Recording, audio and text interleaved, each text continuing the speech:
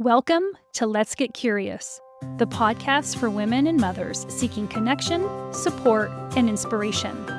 We are friends, mothers, and therapists. Lori, a physical therapist, and Dorothy, a speech and language therapist. Together, we share our personal stories, including IVF, birth experiences, and navigating children's learning difficulties. Through our discussions, we uncover profound lessons for personal growth. Join us on this journey of curiosity, compassion, and empowerment. Welcome to Let's Get Curious.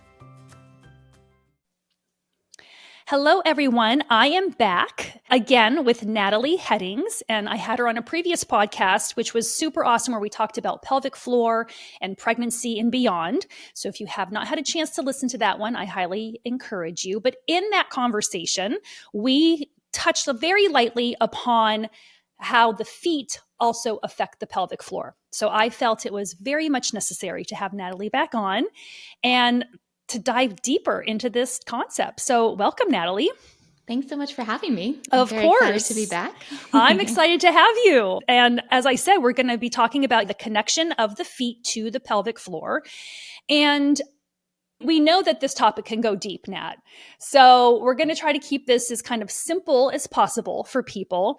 But let's just start with talking about, like, why are the feet so important?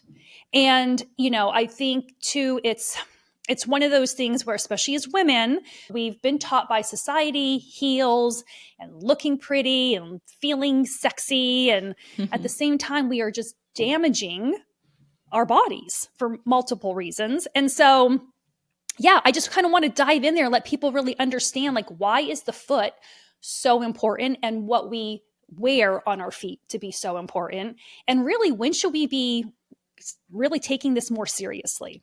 So great questions. Yeah, lots to dive into. But yeah, let's just start with why. Why are the feet so important? I would say we stand on them all day long. They're our very foundation. They are the thing that hits the earth first, and we rely on them, and we have one pair for our whole life, most of us usually. Yes. Foot replacement is not quite a thing yet, maybe prosthetics, but we have one pair, and if we are not training them well and treating them well, then we're going to experience pain and dysfunction all the way up through the chain to where, even, like, we can talk about this, but if our feet are weak and stiff, we'll probably end up with whiplash and tight neck and shoulders. So yes, again, like the whole kinetic chain, Yep. right? We're going to dive a little bit more into kind of like that pelvic floor, but yes, it does. It affects the entire chain, as I mean, pretty much everything that we do affects Yes. the chain. But no, I love that you mentioned that, because it's important that even though they're opposite ends of the body, one is still affected by the other. And then you have our middle, which is our pelvic floor. Yep. Yeah. I tell people, basically the pelvic floor is the center of the universe, but then also the feet. So one foundation and then the other. So the pelvic floor is the foundation of the core, right? And the whole torso area, but the feet are the foundation of the entire body, and they're very well connected. I think, like, an illustration that hits home for a lot of people is if you think about the ancient Chinese foot binding practices on the women, right? You've probably heard about that, seen pictures, read about it. I was thinking about it recently because it was a common theme in some of the readers we had growing up. And we were talking about, like, in the books, like novels, they were talking about binding the feet, how painful it was, how the girls were crying, but beauty is pain, right? So they were binding the feet, and then all of these little old ladies could not walk on their feet once they were, fully bound to the size that they thought they deemed beautiful, essentially, which is tiny. So if you picture that, you can imagine a little old lady trying to walk on bound feet. How does she walk? Is it fluid and beautiful and her arms are swinging, or is she hobbling around with little tiny steps that are very stiff and traveling up the entire body, where the whole body is moving with that foot, right? Right. So essentially, heels and conventional footwear today are modern day foot binding. Think about Yep. that, right? Mind Yep. blowing, but they are with the narrow toe boxes. Yeah, all of that. And then with the heels that shift then our pelvis, our center forward. And then again, what does it do affecting the chain upward? Yeah. Yeah. Yeah. Modern day binding. Yeah. Not so So pretty anymore. not so pretty anymore. I tell people like cute shoes, if cute shoes make your feet have bunions and hammer toes and plantar fasciitis and just weak feet, they're not cute anymore. I don't Right. care. I don't care how cute you think they are. Hammer toes aren't cute. So we're moving away from that. We're redefining fashion standards in the world as far as footwear goes. So yeah, I mean, there's so much to say, but that feels like a really good place to start because we have to be serious about this. And if we have bound our feet for a lot of years, we have a lot of work to do to unbind them essentially, right? Yes. And revisit Yes. that. I have my foot model here, so. But yeah, bring it out anyway. Okay. I got to teach with visual aids. You do. These toes are a little funky on this thing. We have 26 bones in each foot, 33 joints. If you think about why a joint exists in the rest of your body, your elbows, your shoulders, your knees, your hips, your low back, all of your spine, essentially. Why do joints exist? For movement. To right? Move. Exactly. So if we have 33 of them in each foot, that might be an indicator that our feet are designed to move. Yes. And if we are casting them in super stiff, supportive shoes and footwear that limits that movement, we are going to see repercussions up the chain. So if we're talking about how our foot interacts with the ground, when we take a step, even if the ground is flat, if it has any kind of texture, if you're transitioning from carpet to hardwood, if there's a threshold you have to step over, all of the bones and the muscles and the ligaments should be able to mold and adapt and move in relation to the forces placed on it. Even if we're standing on flat ground, the gait pattern, if we're walking, starts at the heel. So you step on your heel gently. You kind of should trace up around the outside edge of your foot towards your pinky toe. But before you get to your pinky toe, you cross over to that big toe knuckle, and then you roll off of the big toe. So it's kind of like an S shape, essentially.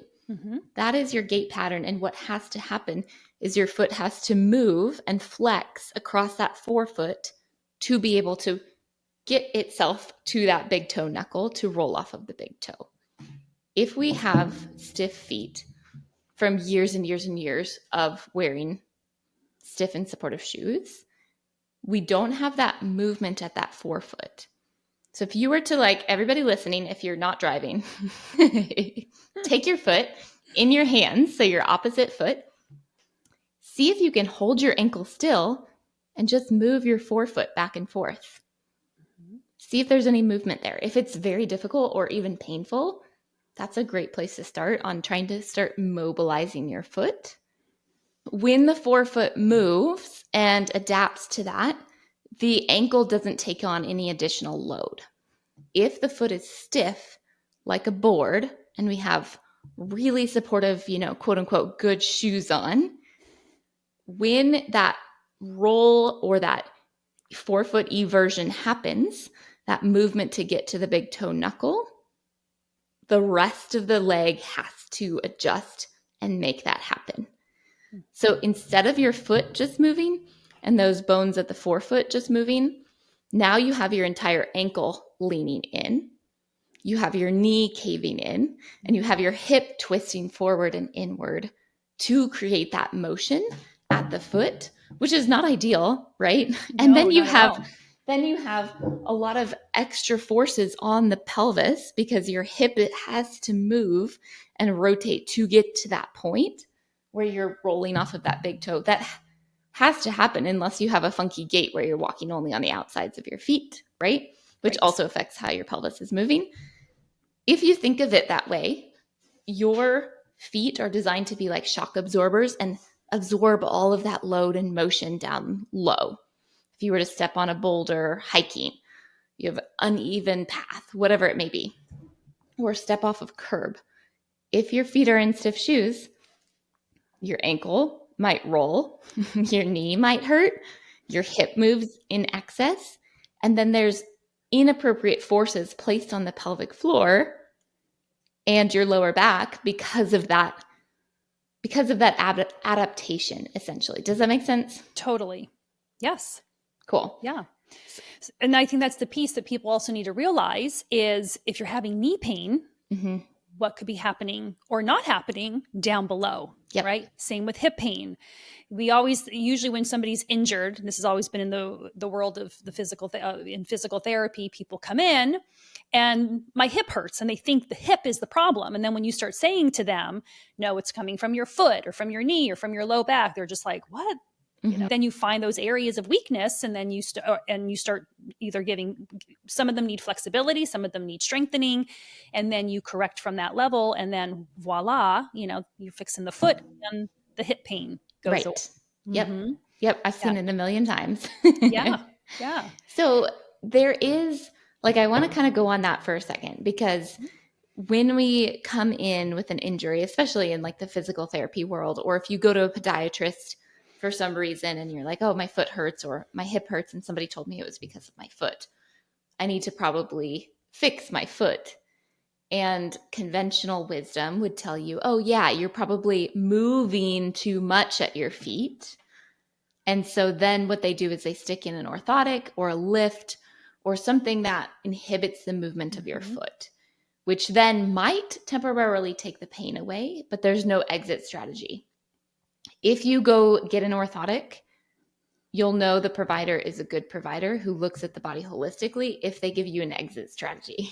If they say, this is a tool for short-term use, we want to get your feet stronger so that you will eventually be able to go barefoot or with less support in your shoes, so that your body starts becoming the technology, not relying on external technology.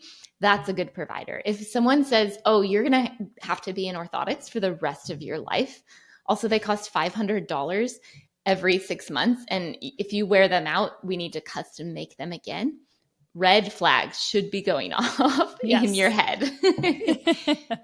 Rarely is it a necessity for someone to have long-term orthotics. And that's from not just my personal experience and clinical experience. It's from talking to functional podiatrists, talking to physios, talking to PTs in these states and in the rest of the world as well. And really, we need to be getting people back onto their feet, so to speak. Yes, we do. In a functional way. There is a time and a place for orthotics and inserts in shoes and things like that. If you need more cushion, if you have a lot of pain, if you're not going to go for a walk without pain, without that device, sure, use it for a short time, but have a plan to get out of it and strengthen your feet. So it's kind of the nuance of it can be challenging, I think. Yes. And so can you also elaborate a bit on, so when we're in those narrow toe boxes and you start to then develop bunions, if you can kind of explain what a bunion is and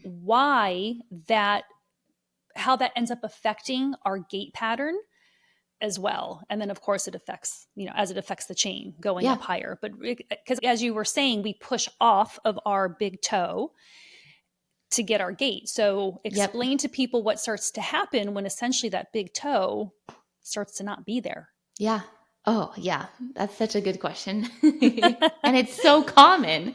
If you look at any conventional shoe that does not say wide toe box or barefoot shaped or anatomical shaped, it is likely too narrow for your feet. There's so much to say about the history of footwear, but if your shoes come to a point in the middle, that is not a foot shape. It's a carrot shape. It's not what feet are supposed to look like. So essentially, it's like putting a rubber band around your toes and squishing them all together. When you have, I'll use my words and the model.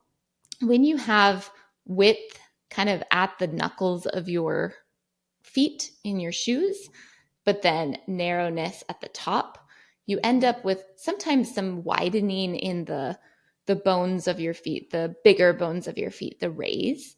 And then you have movement of the toes inward, specifically the big toe and the pinky toe.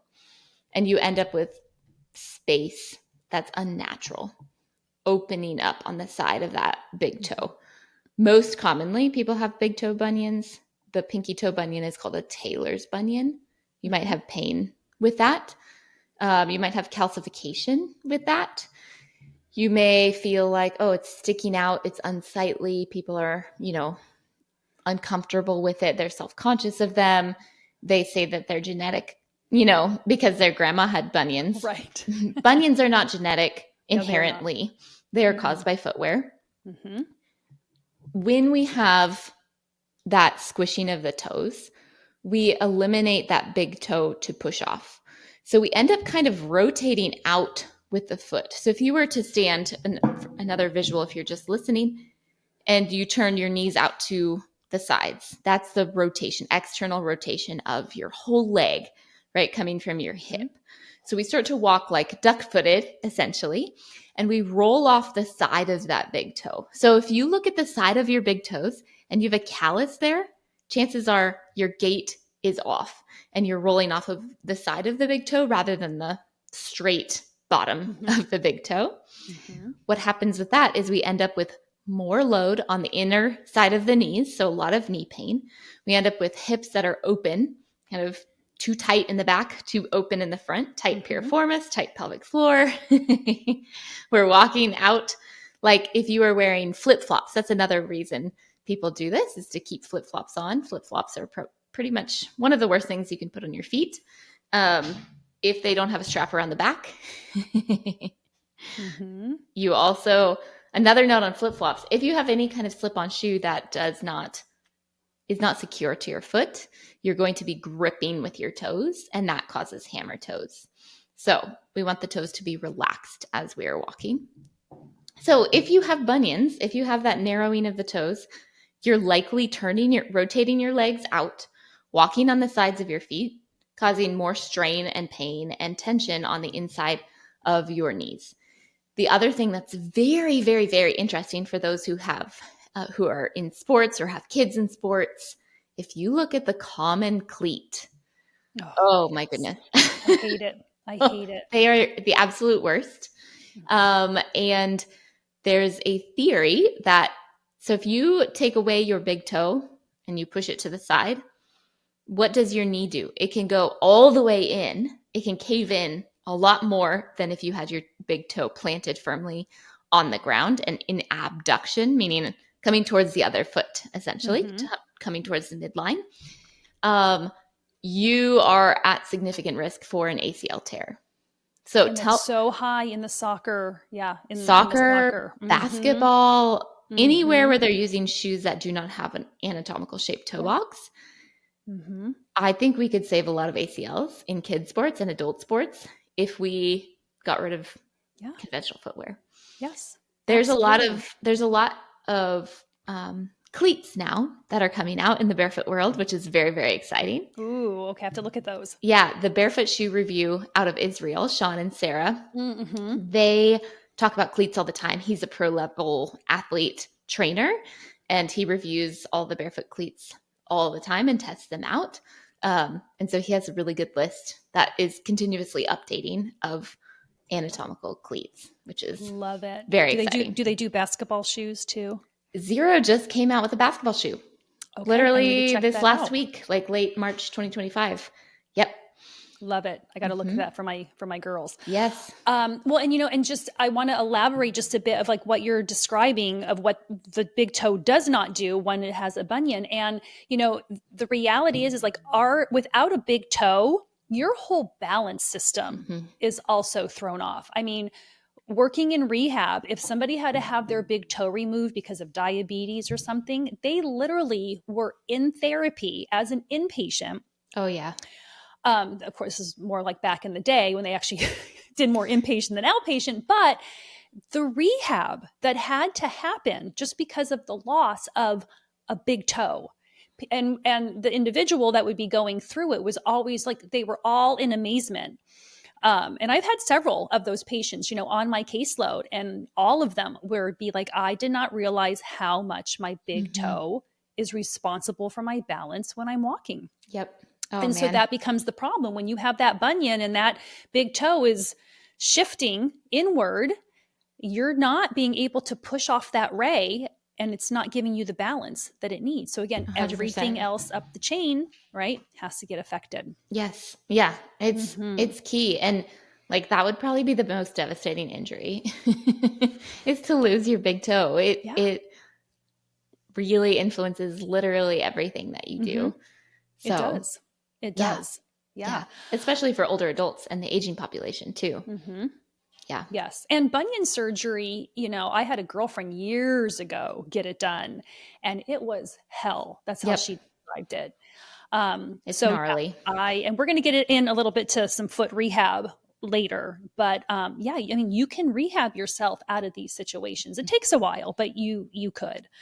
And as we're talking about these gait deficits that start to happen, Nat, with obviously not having the proper foot alignment, does that also then lead into leaking with the pelvic floor? Like, can you explain that component to us? So if we have, oh man, there's a few different factors that would influence leaking as far as foot and gait form, essentially.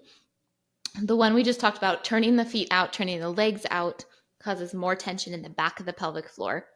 So if you basically squeeze your butt and then squeeze the pelvic floor in the back part of your pelvic floor, you end up with lack of resilience and strength in the front.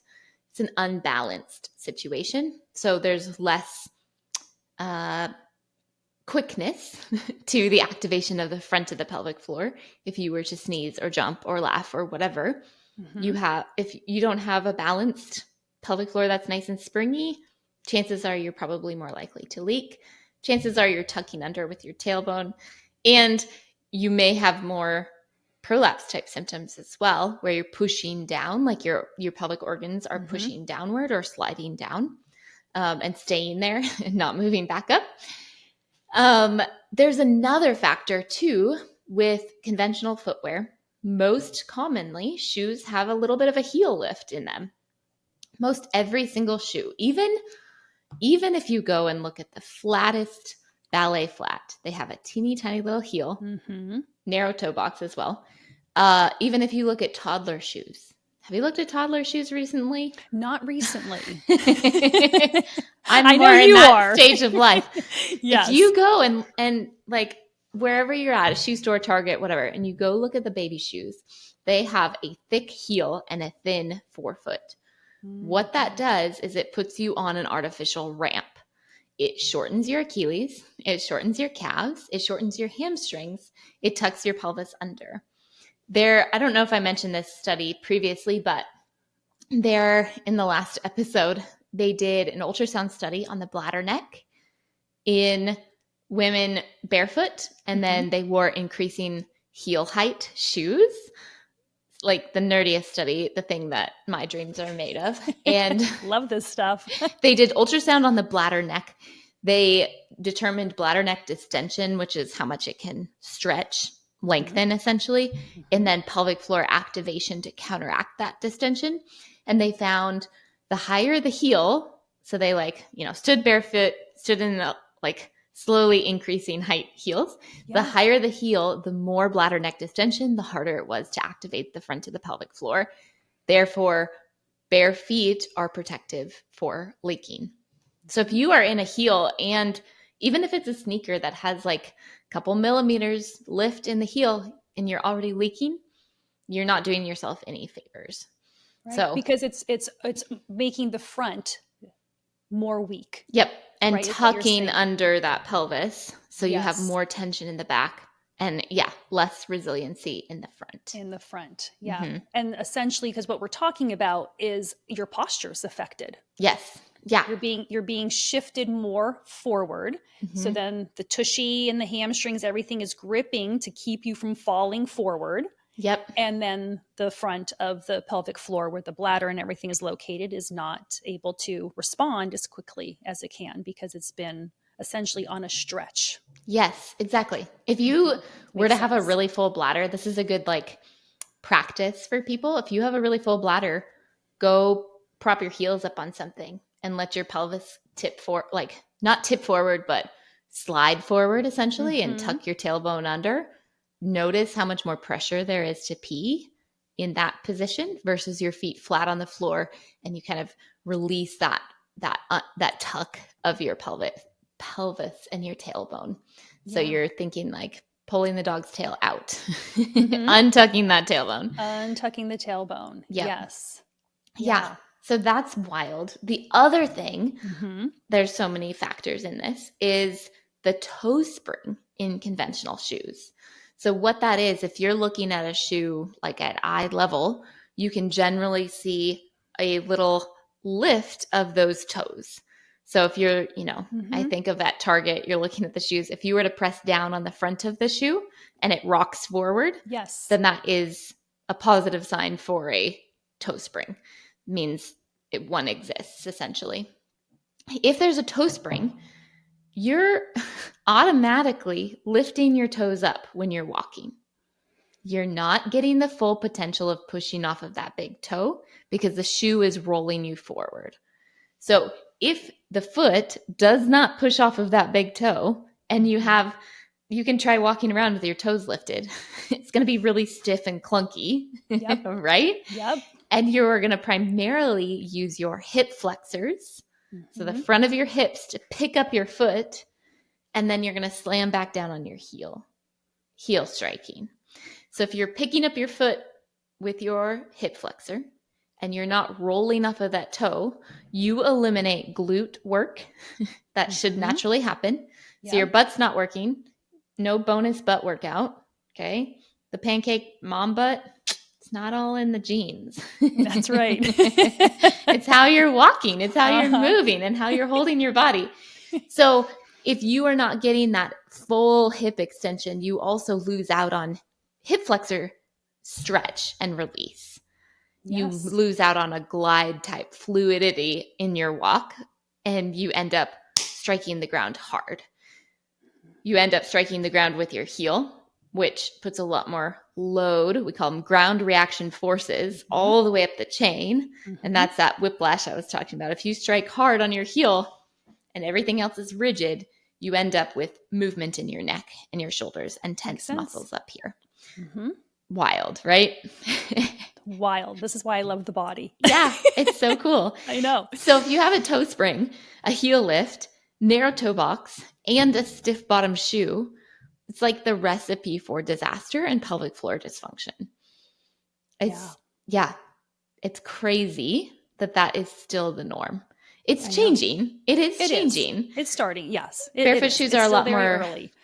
Yes. Yeah, I would agree. Barefoot shoes are definitely taking off in a more sustainable way than they originally did, I would say, with like the 5 fingers, where people just went from essentially a Hoka, huge, supportive, squishy runner to the 5 fingers. And then they got Achilles injuries and they got stress fractures. Like, no duh, that would happen if you're deconditioned, right? And your Achilles is short. You can't just drop it down immediately to the floor and expect to load it with a run or a sprint or whatever. Yeah. Exactly. Yep. Exactly. I love that. So, what other components of like shoes, Nat, can you walk us through that we should be looking for? Yeah. Yeah, because I think that's amazing. And I know exactly what you're talking about with the sneaker that kind of, loops up, right? At the tippy top. And which I think is, it's just so amazing. And I didn't look at it from that angle. So what other components of shoes could we be looking at? And what is that then affect on our body in a negative way? Yeah. So we'll talk about the positives, what to look for when you're shopping. And it can, just as like a PSA, it can be pretty near impossible to find minimal footwear in physical stores. Yes. Most barefoot minimal footwear brands are smaller. And so therefore they're not in major retailers. They are online order only. It can be more challenging. If there probably is like an REI near you, they probably have like a Vivo Barefoot and a Zero model to try on, which is great. Or you can order them from their site and return them in store, which makes things a little bit easier. Anya of Anya's Reviews is doing try-on events, and there's a big, depending on when this is released, there's a big event in Denver in May of 2025. It's going to be a 2-day barefoot shoe expo, the second one ever. And there are a bunch of brands. There's probably close to maybe 200 minimal footwear brands now. That's exciting. And a lot of them are going to be there, and you can try on all of the shoes for 2 days straight. So more things like that are happening in the world, which is awesome. But okay, I digress. Let's go back to the points to look for. So we talked about the heel lift. So you want to look at a shoe. You want no increase in height from the ball of the foot to the heel. So you want a flat shoe. If you are unsure about the flatness of the shoe, take the insole out and look at it, because sometimes it can appear as though if a shoe is very nice and flat, but the inside is actually lifted, and then there's also a lot of arch support in that insole as well. That can be another thing if you find like maybe a compromise shoe that almost meets all of the things you're looking for. You can just wear them without the insole. That's a really easy way to find something locally, usually. You also want to look for no toe spring. So that goes along with flat. You want the toes to be nice and flat on the ground so you can use your own toes to spring off the ground. You also want something that is fixed to your foot. So like we talked about flip-flops, if you're gripping your toes to hold them on, you're walking like a duck to keep them on. We don't want any of that. So something that does not slip off of your heel as you are walking. Very secure and fixed to your foot. Okay. So flat, fixed. You want to feel the ground. So we talk about feel as one of the F's of footwear. And you want some ground feel. This is something that might take some time to transition to. You can get more cushion in a flat, wide toe box shoe to begin with, and then eventually transition to less and less support or less and less cushion without compromising on that foot-shaped shoe, which we'll talk about in a second. But you want to be able to feel the ground. Your feet have like over 2,000 nerve endings in them. We use them to feel our environment. If we are masking that, it's like trying to put like snow mittens on and type out an essay. Like darn near impossible. Yes.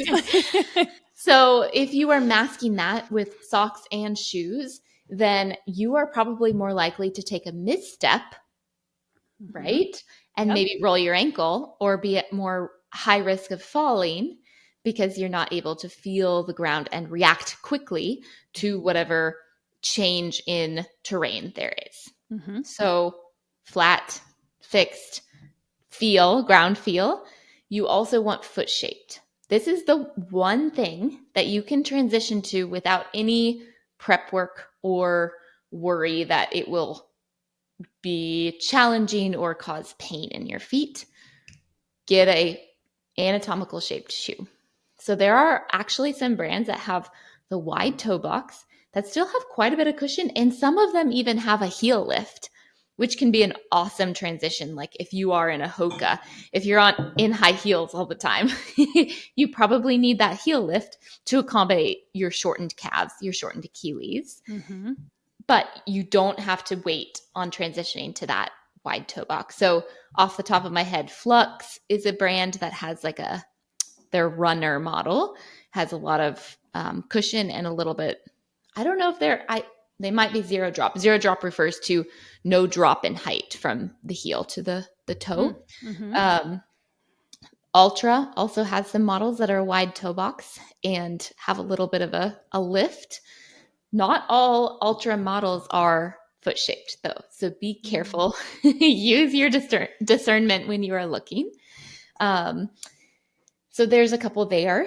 So you want the foot shape, and you also want to make sure that your shoes are like flexible. So if you were to take that shoe and try to twist it, like wring it like a washcloth side to side, or roll it up in a ball, fold it in half, if there's no movement either direction, that is too stiff.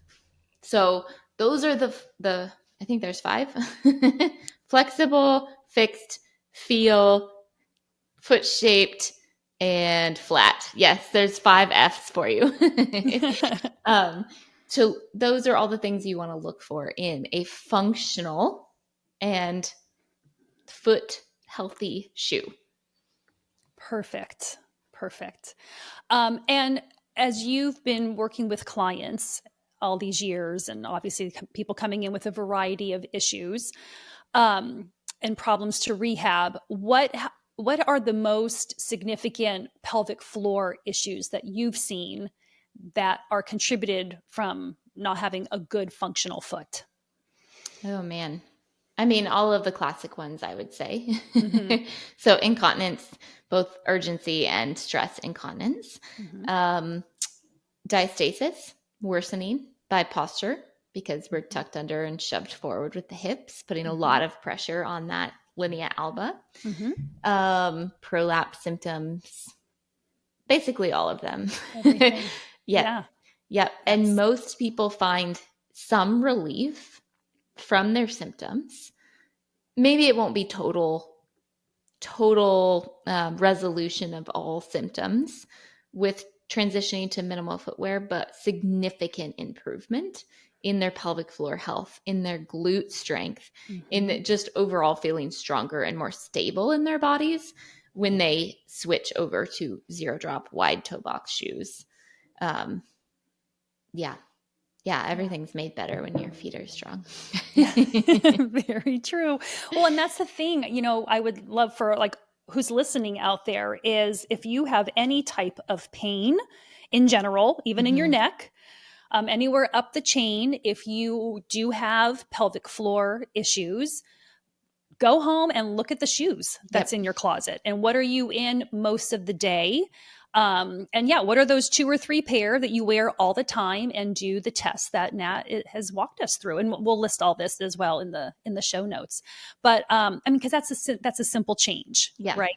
Yep. So if somebody is okay, I'm going to start to do this, but again, they have the bunion, or they don't have that good forefoot movement that you're talking about, knee pain, low back pain, and they've only ever been in shoes like this. What is kind of that safe progression? I mean, obviously everybody's problems are different, every foot is slightly different, but in general, what are some guidelines if people are interested in starting to take care of their feet? Yeah. First of all, pat yourself on the back. You're making a positive change. Second of all, check with yourself and see, do I spend any time barefoot whatsoever at all at home? Can I spend 5 minutes barefoot?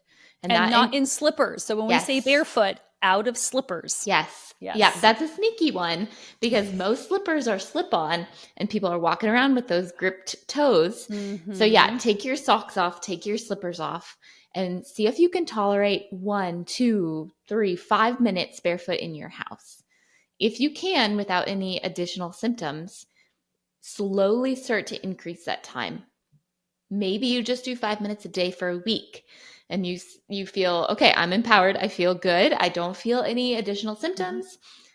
We increase that to 7 minutes the next week. So slow, deliberate increase in barefoot time is one of the best things that you can do. And also it's free, which is great. Exactly. Yes. You don't have to buy new shoes to you don't have to go see somebody either to tell you to do that. Exactly. If you have very sensitive feet, so like walking barefoot is like, I can't even stand the thought of it. The sensory issues with that can be challenging. They did a study on this. I don't have the link off the top of my head, but those front door mats, like the outside mats they're brown and they're kind of rough. Yeah. I don't know what you call those, what Yeah, I they're don't know what made they out are of. there, but yes, I know what Most you're people talking about. should know what I'm talking about. Yeah. If you just sit in a chair and Mm-hmm. you start brushing your feet on that type of mat, or even any other Mm-hmm. surface or texture that is slightly uncomfortable, that will increase your tolerance to be able to walk barefoot. So start with wiping your feet on a mat Mm-hmm. several times a day during that 5 minutes that you're spending, and then start to go from there. You can get a ton of different massage tools, roll your feet on a ball, on a lot of people do an iced water bottle for plantar Mm-hmm. heel pain. Mm-hmm. That can be helpful, rolling your feet, trying to lift your toes individually, trying to look at your feet and spread those toes out. Toe spreaders are an excellent tool as well to add Mm-hmm. into your barefoot time. You can also test if you can wear them in your shoes. If you can, your Oh, shoes are wide enough. okay. I did not know that one, Yep. Nat. You just taught me something Hey, there. there Okay. you go. Love it. So toe spreaders are great. You can even use the ones that you get like from the pedicure place. Mm-hmm. Okay. But there's a lot of different like silicone models that are more comfortable for your feet. That's a place to start. And then start challenging yourself with some load, meaning stand on your feet barefoot, spread your toes, do some calf raises, see how you feel. Notice, do them in front of a full length mirror. See if your ankles roll out to the side. If they do, put a yoga block in between and try to just do calf raises straight. Try to maybe spread your toes, stay stable on your bare feet, and do it normal, your squat workout. Do your leg workout barefoot. There's a reason that everybody comes into the gym in their super squishy, fancy shoes. And then when they go to deadlift, what do? They take them off. There's a Mm-hmm. reason for that. Our legs work better when we are Yes. flat on the ground. So just start really small, start Mm-hmm. free, and start challenging yourself. Use your fingers to manipulate your feet, start rubbing your feet, challenge yourself with textures and then strength, and then start to go for walks. If you're in a place that you can go barefoot outside, try to Mm-hmm. walk around for a few minutes in the grass on the concrete, see how you feel. And then Mm-hmm. find a shoe that fits you well, that works well with your foot shape, that feels comfortable to you, and start increasing the amount of time that you spend in more minimal footwear. That would be my pretty gentle approach for someone. I love that. And then correct me if I'm wrong, Nat, because this is your level, this is your area of expertise, not mine. But in terms of the minimal shoes, there also are different, I don't know what I want to call them, degrees or levels, right, of minimal shoes. Yep. So it doesn't mean that they're all super flat and super bendy.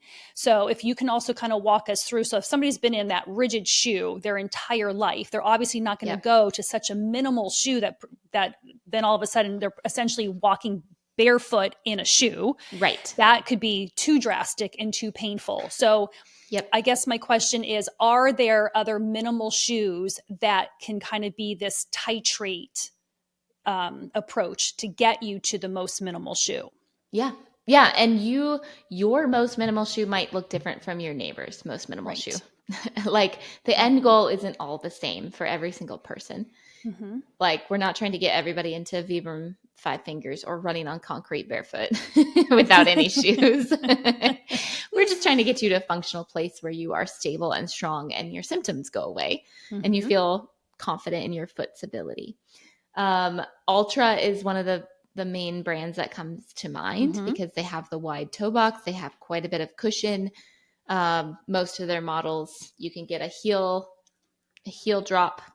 So basically the heel is a little bit higher. Mm-hmm. They do sometimes become more rigid. So a lot of people here for hiking use the Lone Peaks.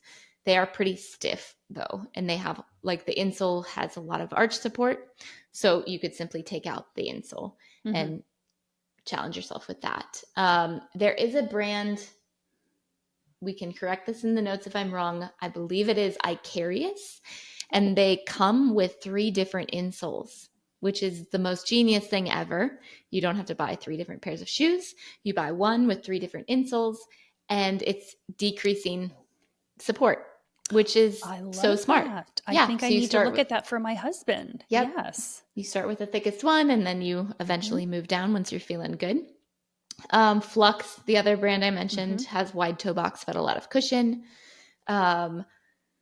You kind of have to try a few and see how you feel. I really like a good like middle ground shoe is the Minimals sneaker. Huge fan of those. They're also really cute and come in fun colors like a rose type of color, a latte color. There's a black, I think. And they also like a big complaint of people transitioning to minimal footwear is how they look. And if they look like, quote, clown shoes, which the one thing I have to say about that is once you transition, you'll look at conventional footwear like the pointiest shoes you've ever like the pointiest shoes you've ever seen in your life.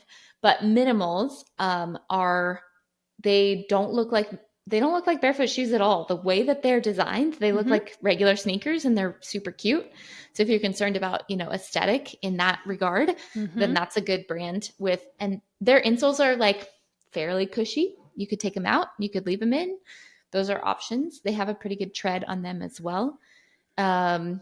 Freet is another brand. That's a great wide toe box, wider than Ultra. So Ultra is too narrow for me now. The other bummer, but also advantage of transitioning and strengthening your feet is your feet will change. Yeah. Your toes will grow wider. So you will grow out of your shoes, which is not necessarily a problem. It just means that you have to buy new shoes. Which you do anyway, right? Yeah. You have to replace your shoes anyway. Exactly. Yeah. Exactly. So if you're trying to avoid super thin soled shoes, Vivo Barefoot is probably one of the thinnest, as well as the Vibram 5 Fingers. Those are very, very thin. Yeah.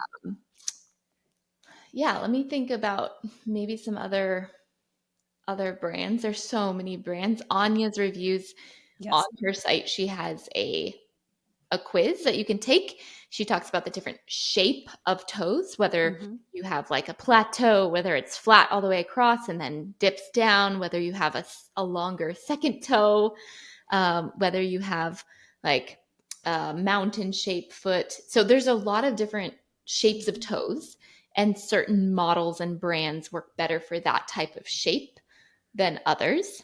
There's also what's called low, medium, and high volume feet. So that's essentially if you are standing on the ground and you took a tape measure from the ground to the highest part of the top of your foot, that's the volume measurement. So there are some brands that are high volume. They accommodate essentially a higher instep of your foot, and some of them are low volume. So if you have a high volume foot, then you might not want to go for brands that are more commonly lower volume. You'll be frustrated, and vice versa.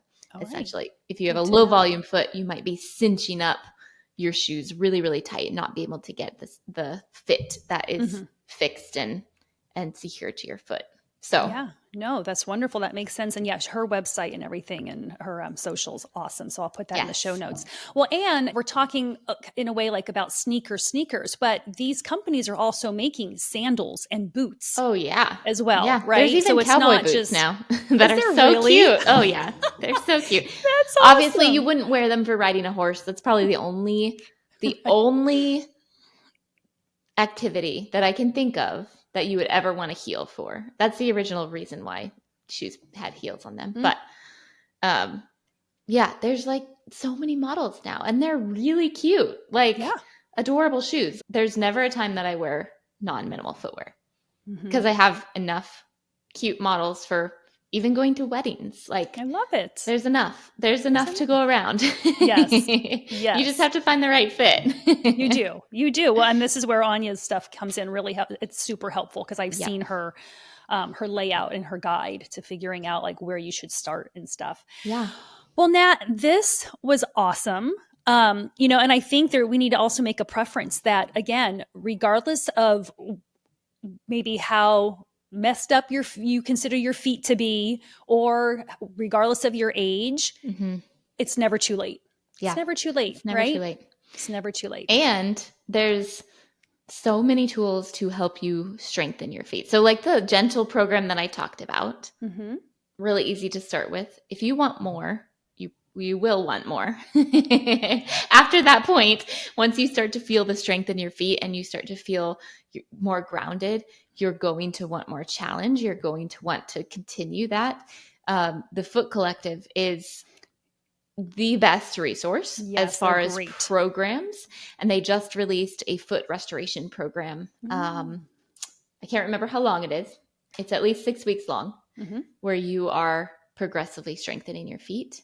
They have an excellent online community where you can join live calls with TFC pros to get your questions answered.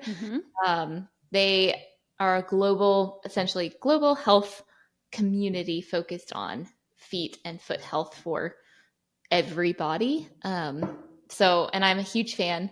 I'm part of the Foot Collective. So that's why I'm so excited about it. Yes. I am a TFC pro. I'm working on my guide certification to run Foot Collective events, so that's coming. A new wave of guides are being certified, and there will be pop-up events, hopefully throughout the whole US and world. It's all over the world. So that's something to also keep your eye out for as you're in your foot journey, foot health journey. Yes, I love it. I love it. And do they also make then shoes for little kids? They do. They do. Okay. Yep. There are a lot of brands that have minimal footwear for kids, which is one of the most important places to start. Yes. Well, I was going to say, if you yourself have jacked up feet, but you have littles, get them going on this. Yes. Save and them. Kids are are so resilient. They won't complain. They love to go barefoot anyways. So why are we putting them in rigid school shoes? We need to make sure that most people are born with perfect feet. Well, yeah. I mean, a girlfriend of mine just, had a baby about a year or so ago. And it's just, you forget, they are little Fred Flintstone feet. Oh, yeah. Yep. Right? I mean, it's right there in front of you. They're wide, they're flat, there's so much mobility there. And then, we think, oh, that shoe's cute. Look how cute. And then we start stuffing them into these shoes, and we're just doing what we, have been taught ourselves to do. Right. Yep. I know. Fashion over function. Yeah. Yes, totally. Well, it's interesting because Nike and Adidas, these larger brands, they're not the ones creating the shoes, huh? No. Nope. I know they haven't caught on yet. They almost have caught on several times. They make ads that talk about the power of the foot, and they show a lot of barefoot running, a lot of barefoot movement, and then they advertise a very conventional shoe. So they're almost there, but not quite. Not quite. Not quite. Oh my gosh. I know. Awesome information. Well, if anybody has any shoe questions, all of Natalie's information will also be put into the show notes. But just go home, look at that closet. Oh, yeah. Do you have pain? Let's start looking at the shoes. It's a nice, quick, easy fix, and can save you going to, appointments and everything and using your insurance and seeing therapists. And I mean, if that needs to take place, for sure, but start there. Just start exploring what your foot can or cannot do. And take care of yourself. And some people can just put on a minimal footwear, shoe, excuse me, and just go, and there's no transition period. So it depends on who you are and your level of strength in your foot. But some people it's so funny because I've always walked barefoot. I love, and I've had my heel days and everything, but then when I started working more in gyms, I could just be in bare feet all day. Yep. And even when I had, met my husband back in the day, he was always in shoes. And I'm like, and he suffers from bunions and everything. So guess who's now working on, undoing his feet problems, and he's doing it, and he is, feeling better, but we're not quite, we're still working on heading in the direction of the shoes. But I mean, he's there. I got him the Foot Collective package at the Christmas Soulmate time. Did you get the Soulmate? I got the Soulmate. Love it. He's there with his bands, and and good deal. It's he's starting, and that's what is so awesome. But I was like, if you would have listened to me years ago when you met me, you might I have so much work to undo. But yeah, it's all good. But again, the point is it's never too late. Yeah. And he's feeling better. So that's the important part. The positive reinforcement. It is. It is. Well, Nat, thank you again so much for coming on. You are a wealth of information. And all the stuff will be put into the show notes. Any questions for Nat? Her contact information will be there as well. And yeah, good luck, everybody, with exploring your feet. And thank you, Nat. Yeah, thanks for having me. Of course. We'll see you next time. Bye. The information shared on this podcast is for informational purposes only and is based on the opinions and experience of Lori, Dorothy, and their guests. The content should not be used as a substitute for professional medical advice, diagnosis, or a treatment. Always seek the advice of your healthcare provider with any questions you may have regarding a medical condition. Never disregard professional medical advice or delay in seeking it because of something you heard on this podcast.